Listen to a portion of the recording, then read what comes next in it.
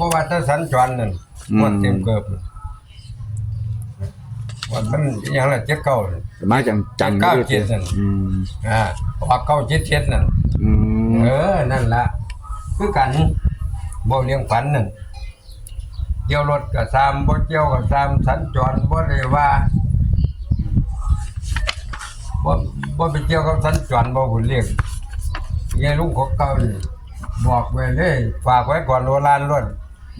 บ่เพิ่นเจ้ามื้อนี่พดนี้งวดนี้ผู้ใดใจงวดนี้ปลดหนี้ไปเลยใจบ่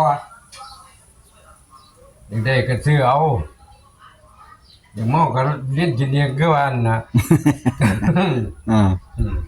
อยากวินก็ลิ้นกินเอาน่ะ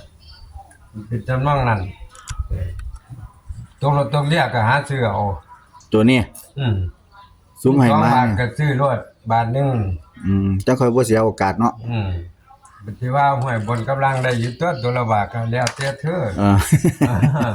เพราะว่าหยัง